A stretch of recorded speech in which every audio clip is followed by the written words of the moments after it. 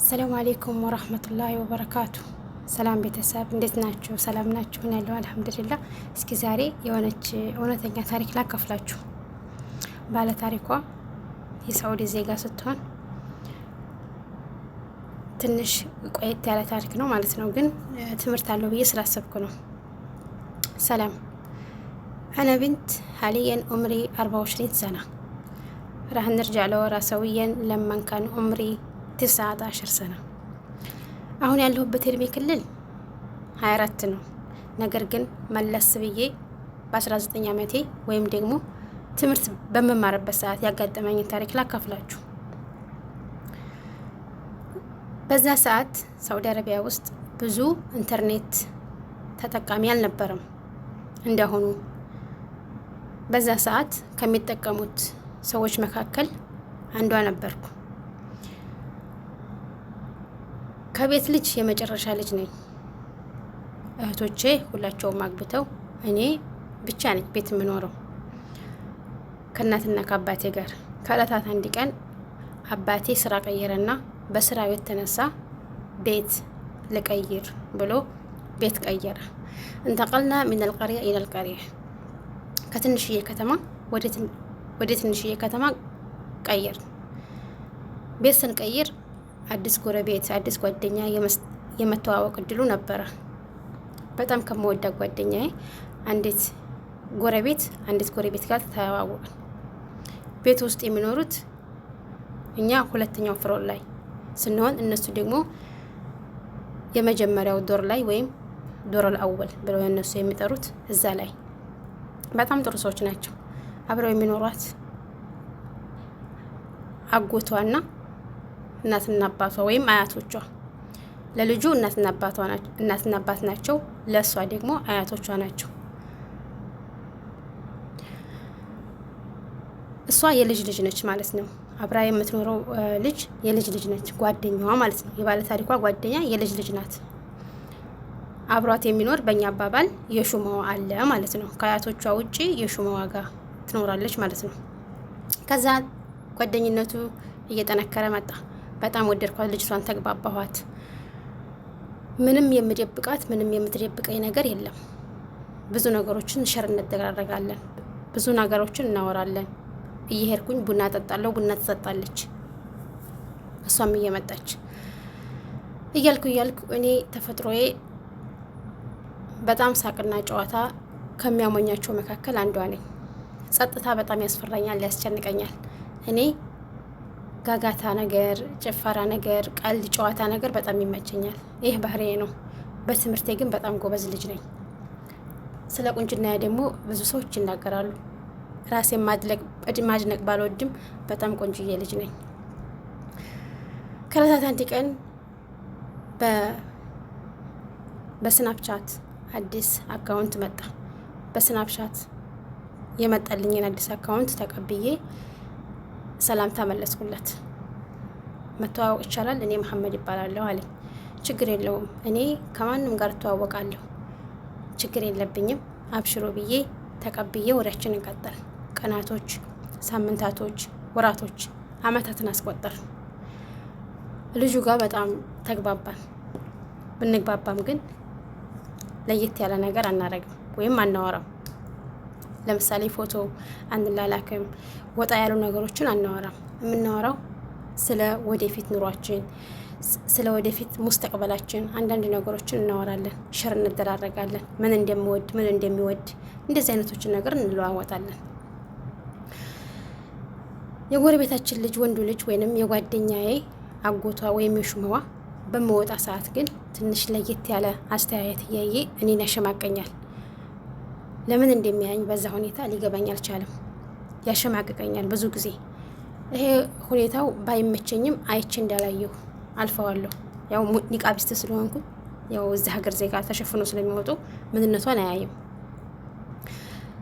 ከዕለታት አንድ ቀን ከጃማ ወይም ከትምህርት ቤት ተመልሼ ወደ ቢጋላ በወረድኩ ሰዓት ከየት መጣ ሳልለው ልክ እንደ እብድ ነው የሚያደርገው። መኪናይቱን ጠጥቶ እንደሚነዳ ሰው እያሽከረከረ ገባሁበት ሱቅ ፊት ለፊት አቁሟት ቶሎ ብሎ ወረደ። ጥምጣሙን ተቅንጭላቱ ላይ አውርዶ ትከሻው ላይ ያደረገና ልክ እንደጠጣ ሰው ተከታተለኝ። እኔም በፍርሃት ዘወር ብዬ አይቼ ወደ ውስጥ ገባሁ። አሁንም ተከተለኝ። የምፈልገውን ነገር ቶሎ አነሳሁኝና እቤት መጣሁ። እቤት መጥቼ ልክ ለፌስቡክ ወይም ለስናፕሻት ጓደኛዬ ያለውን ሁኔታ ነገርኩት። ከነገርኩት በኋላ ዝም ብሎ በጥሞና አደመጠኝና አይ ዝም በዩ፣ እንዲህ አይነት ነገር ይከሰታል፣ የአሁኑ ወጣት ስርዓት የላቸውም ብሎ መለሰልኝ። የምናወራው በስናፕሻት ብሎም ደግሞ በሜሴንጀር ነው። ከዕለታት አንድ ቀን ትምህርት ቤቴ ወይንም ፈተና ያደረሰብኝና ለተወሰነ ጊዜ መጥፋት አለብኝ፣ ዳታ ማጥፋት አለብኝ፣ ትምህርቴ ጋር ትኩረት አድርጌ ትምህርቴን ማጥናት አለብኝ ብዬ ዳታ ዘጋሁኝ። ለፌስቡክ ጓደኛዬም ወይም ደግሞ ለስናፕሻት ጓደኛዬም ነገርኩት። እሺ ብሎ ተለያየን። ዳታዬን አጠፋሁ። ከዕለታት አንድ ቀን ቁጭ ብዬ በማጠናበት የቤት ስልካችን ጮኸ። የቤት ስልካችን እንደጮኸ ሂጅ አነሳሁት። ቤት ማንም አልነበረም። የስናፕሻት ስሜን ጠርታ የሆነች ህፃን ልጅ እንቲ ፍላና ብላ ስትለኝ በጣም ድንግጬ ስልኩን ዘጋሁትና ሂጄ ዳታዬን አበራሁ። ዳታዬን አብርቼ ወደ ሜሴንጀር ወይም ደግሞ ወደ ጓደኛዬ መሐመድ ጋር ጥያቄን አቀረብኩለት። ማለት አዋየሁት። የሆነች ህፃን ልጅ ደውላ እኮ የስናፕሻት ስሜን ካንተ ውጭ ማንም የማያውቀውን ስሜን እንደዚህ ብላ ጠየቀችኝ ብዬ አልኩት። አይ ተሳስታ ይሆናል ብሎ ቦታ ሳይሰጠው ዝም አለኝ እና ግን ሆነሽ ነው የጠፋሽው? ብዙ ጊዜ እኮ ሆነሽ ማለት ቀናቶች ወይም 2 ቀን 3 ቀን አይደለም 2 ሳምንት እየሆነሽ ነው ከዳታ ተጠፋሽ፣ በደህናሽ ነው አለኝ። ፈተና እንዳለብኝ እኮ ነግሬህ ነበር ረሳው እንደ ብዬ አልኩት። በምፈልገው ሁኔታ ትምህርቴን ፈተናዬን ተፈትኜ ውጤቴን የምፈልገው ውጤት አገኝቼ ጥሩ ስራ ተመደበልኝ። ጥሩ ስራ አገኘሁኝ። ስራ ገባሁ። ወለከል ሐምድ ወለከል ሽኩር። ስራዬን ከጀመርኩ በኋላ ስለ መሐመድ ወይም ስለ ስናፕሻት ጓደኛዬ ወይም ደግሞ ስለ ፌስቡክ ስለ ሜሴንጀር ጓደኛዬ ቁጭ ብዬ ማሰላሰል ጀመርኩ።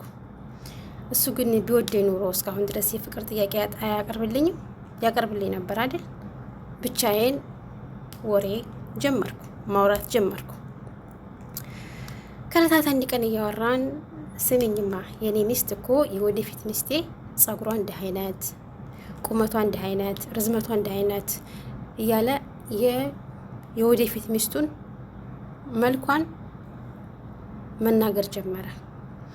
እኔም ዝም ብዬ ለተወሰነ ጊዜ በሀሳብ ብዋጥም ግን ውስጤን ሰላም አላገኘው። የሚናገራት ልጅ ወይም ደግሞ ያላት ልጅ መልኳ ሁኔታዋ እኔ ነኝ። ነገር ግን ደግሞ የታይቶኝ ፎቶ አላኩለትም። እንዴት ሊያውቅ ይቻላል ብዬ አደናነቃት። ልጅቷን አደነቀ። እኔም ሲያደንቅ ደግሞ ትንሽ የቅናት መንፈስ ነው መሰለኝ ብዙ አልተመቸኝም። ትቼው ተሰናበትኩኝና ከፌስቡክ ወይም ከሜሴንጀር ትቼው ወጣሁ። ለተወሰነ ጊዜ ዋልናደር በዛው ሀሳብ ላይ ስልክ እያወራሁ ቁጭ ባልኩበት የሆነ ድምፅ ሰማሁኝ። ከቤተሰቦቼ ሲያወሩ እናቴና አባቴ የሆነ ድምፅ ሲያወሩ ስሰማ ሄድኩኝ ወደ እናትና አባቴ ስልኬን አስቀምጬ። ሲሄድ የሚያወሩት ስለ ጎረቤታችን ልጅ ነበር። የጎረቤታችን ልጅ በጣም ቆንጆ አሉ ከተባሉ ወንዶች አንደኛው ነው። አልአርደላ ዚያ ብላ ትገልጸዋለች ማለት ነው።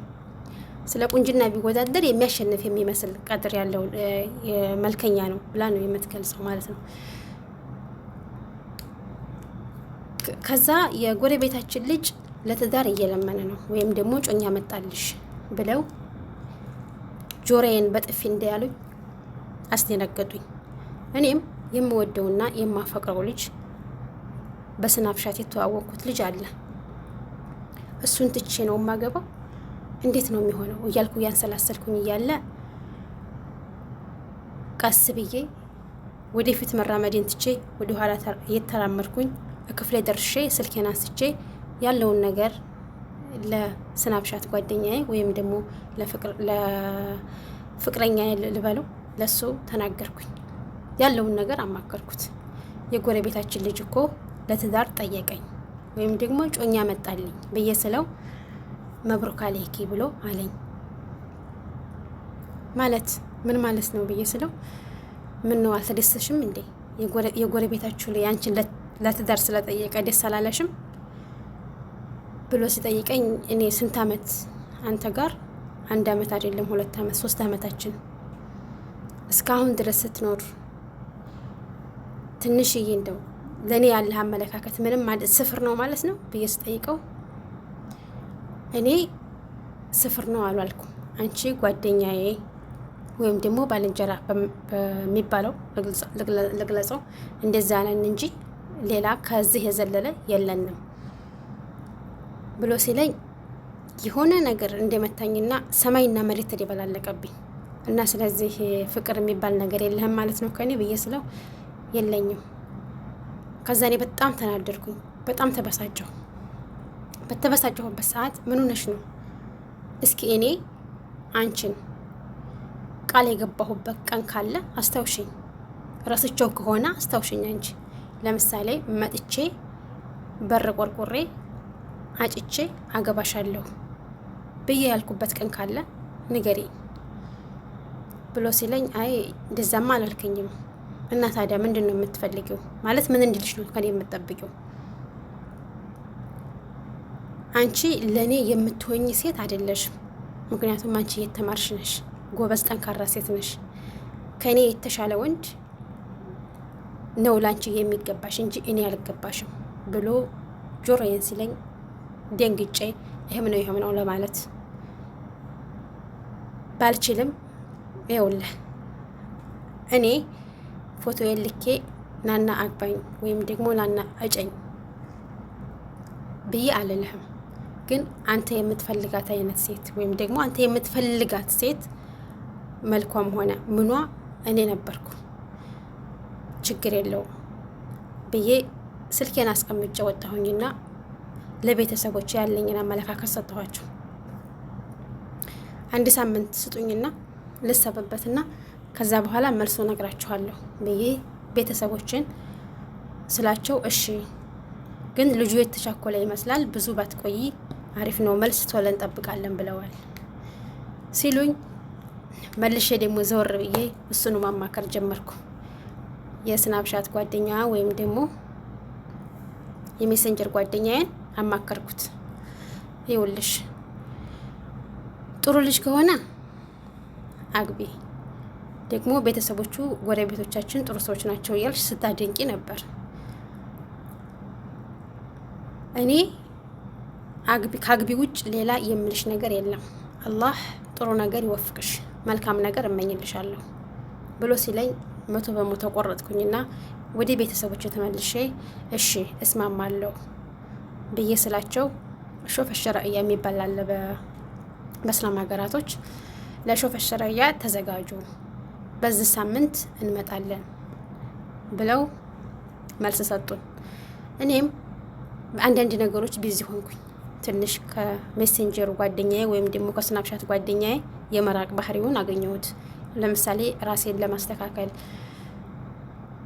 አንዳንድ ነገሮችን ለመግዛት ሳስብ ትንሽ በእንደዚህ አይነት ነገሮች ቢዚ በመሆኔ እኔንም ደስ አለኝ፣ ከመሐመድን በመራቄ ደስ አለኝ። ስራዬን ወደ ሱቅ እየሄድኩኝ አንዳንድ ነገሮችን እገዛለሁ። ሁልጊዜም ከእህቶች ጋር እህቶች እየመጡ ይመክሩኛል። ይሄንን ልበሽ፣ ይሄንን አድርጊ፣ ይሄን እያደረጊ እያሉ ብዙ ነገሮችን ያስጠነቅቁኛል። እኔ ግን አሁን የመከሩኝን ትንሽ ቆየት ብዬ የምረሳ በራሴ አካሄድ የሚሄድ ልጅ ነኝ። ለማንኛውም አይደርስ የለውም፣ ያ ቀን ደረሰ፣ የምንተያይበት ቀን። አትሳቂ፣ ይሄን ልበሽ፣ ይሄን አድርጊው፣ ይሄን አድርጊው እያሉ እህቶቼ በፍርሃቴ ላይ ሌላ በሽታ ሆነውብኛል። ቀኑ ደረሰ፣ መጡ። መጅልስ እንደገቡ አባቴ ቀደም ብሎ ገብቶ ነይ ግቢ አሉኝ። ልጁን እኔ አውቀዋለሁ በአካል ምክንያቱም የጎረቤታችን ላይ ስለሆነ ስወጣ ስገባ አየዋለሁ። እሱም ይከታተለኛል። እኔን ግን እሱ ማየት አይችልም ስለምሸፈን። ከዛም ትንሽዬ ኩል ትንሽዬ ሮጅ ምናምን ነገር አደረኩኝና ገባሁኝ። ስገባ እህቶቹ የመከሩኝ ሁሉ ገደል ገባ። ትዝም አላለኝ። በራሴ አካሄድ ሄድኩ። ቀጥታ ሄድኩኝና ወደ ልጁን ሰላም ለማለት ስቀርብ አባቴ ትዝ አለኝ። አባቴ ከኋላ መኖሩ ወይም ደግሞ ከነሱ ጋር መኖሩ ትዝ አለኝ። እንደ ዘወር ብዬ ሳየው አባቴን እኔን በትኩረት ይመለከታል። ወይ አባቴ ይቅርታ አልኩኝ በውስጤ። ከዛም ልጁ በፈገግታ በተሞላበት እያየኝ እንዳም ብላ ያች ቀን በፍርሃት የተሞላች ቀን ብትሆንም አለፈች። ካለፈች በኋላ እነሱ ልጅቷ ከተስማማችና ፈቃደኛ ከሆነች ኒካውን ወዲያውኑ ማድረግ ከወር በኋላ ኒካ ማድረግ እንፈልጋለን አሉ። ልጁ የተሻኮለ ይመስላል። እሺ ብለን አንዳንድ ተርቲባቶችን ነገሮች አሁንም ተያያዝኩት። ግን የተወሰነ ከመሐመድ ወይም ደግሞ ከጓደኛዬ የመራቅ ባህሪ ቢዚ በመሆንበት ሰዓት ትንሽ የምናወራውን ነገሮች ቀንሻለሁ።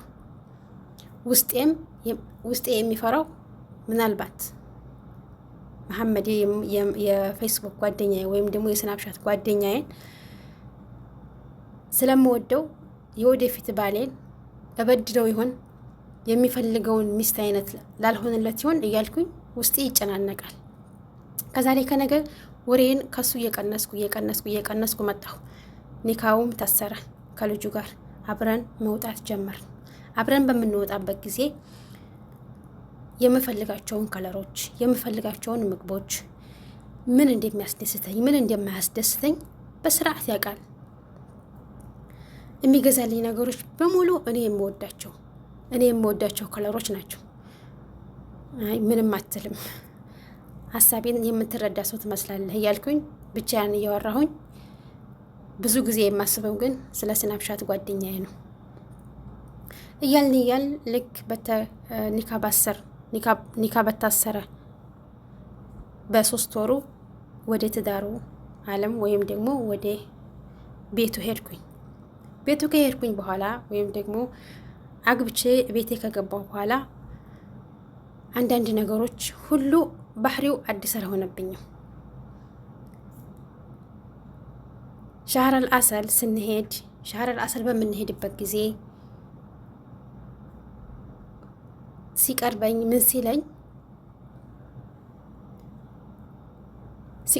ሲለኝ አዲስ አይሆንብኝም። ለኔ የሚናገራቸው ቃላቶች ሁሉ ነገር አለም ሁላ ለኔ አዲስ አይሆንብኝም። ለምሳሌ ኒካ አድርገን በምንወጣበት ጊዜ ሞል ምናምን በምንሄድበት ጊዜ በጣም ይቀርበኛል። ይሄ ልጅ እንዴት ነው ነገሩ? ምንድን ነው? እንዴት ሊቀርብ የቻለ በእንደዚህ ሁኔታ እያልኩኝ አስብ ነበረ። እያልን ከተጋባን በኋላ እጅን ያዝ እያደረገ እቅፍ ያደርገኛል፣ ሳብ እያደረገ ምን ልበላችሁ፣ በቃ አዲስ የተጋባ ሳይሆን ለብዙ ጊዜ አብረው የኖሩ ነው የመሰለኝ ነው የምንመስለው። ከዕለታት አንድ ቀን ምንድን ነው አንተ ቀስ በል እንጂ ምን አልገባኝም፣ ነገሩ ሁኔታ ደስ አላለኝም። መቼም አሁን አፍቅረሽ ነው ወይም ወድጀሽ ነው አትለኝም፣ ምክንያቱም ብዙ ጊዜ አልሆነንም። ስለዚህ ምን አለ ያኔ ትንሽ ያለውን ነገር ቀነስ ብታረግ ምናምን ነገር ብዬ ስለው ኧረ እባክሽ ነው እንዴ አንተዋወቅም አለኝ። አንተዋወቅም እንዴ? ማን ነው ያለሽ? በደንብ ነው የምንተዋወቀው። ከዛ እንደዛ ብሎ ሲለኝ ሰማይ ልሁን መሬት አላወቅኩትም፣ ዞረብኝ። ምን ለማለት አስበህ ነው ብዬ ስለው ታስታውሻለሽ የስናፕሻት ጓደኛሽ ወይም ደግሞ የሜሴንጀር ጓደኛሽን አስታወሽ? ሰዲቅ ክል መሰንጀሪ መሐመድ ምን ቢኩም እንደዛ ብሎ ሲለኝ ሰማይና መሬት የተደበላለቀ መሰለኝና ሀሳቤ ብዙ ተበታተነ። ምክንያቱም ይሄ የስናፕሻት ጓደኛዬ ራሴ አሁን ያለው ባሌ ነው ብዬ ብል ማን ያምናል? የፌስቡክ ጓደኛዬ የስናፕሻት ጓደኛዬ ማንነቱን ደብቆ መጥቶ አገባይ ብል ማን ያምናል? እሱ ራሱ አሁን እኔ ሚስቱ ነኝ እንዴት ሊያምነኝ ቻለ? እንዴት ብዬ ውስጤ ጥያቄ በጥያቄ እየሆነ እያለ ታስታውሻለሽ? መጥቼ እንዳጨሁሽ በፌስቡክ ምን ነበር ያልሽኝ? ካሁን በኋላ እኔ የሰው ሀቅ ነኝ፣ ማንንም ማናገር አልፈልግም፣ የባሌን ሀቅ ማሟላት ነው የምፈልገው ብለሽ ብሎክ አድርገሽኛል አይደለ? አዎ አስታውሳለሁ ያንን። እና ስለዚህ ከበፊቱ የበለጥ የወደድኩሽ ተሰናብተሽ የባሌን ሀቅ መወጣት እፈልጋለሁ፣ ካሁን በኋላ ከማንም ጋር ማውራት አልፈልግም ብለሽ ብሎክ ያደረግሽ ቀን ያኔ የበለጥ እንዲወድሽ አድርገሽኛል። ስለዚህ የፌስቡክ ወይም የስናፕሻት ጓደኛሽ እኔ የጎረቤትሽ ልጅ ፈሐጥ ነኝ ብሎ ታሪኬን እዚች ላይ እቋጫለሁኝ ትለናለች። ያው እኔ አጠር አድርጌ ነው ለማቅረብ የሞከርኩት። ከስራም አንጻር ብዙ ባወራሁበት ነበር። ይሄን ታሪክ በጣም ደስ ስላለኝና ይጠቅማል ብዬ ስላሰብኩኝ ነው።